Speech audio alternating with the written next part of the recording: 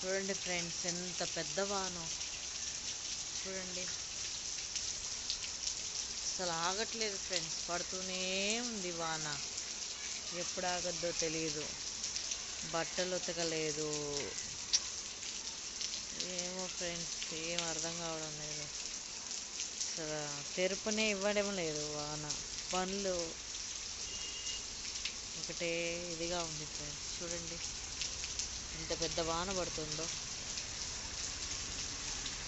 నెల్లూరు జిల్లా ఫ్రెండ్స్ ఇది. చూడండి వాన అస్సలు 3 రోజుల నుంచి ఇదే వాన ఫ్రెండ్స్.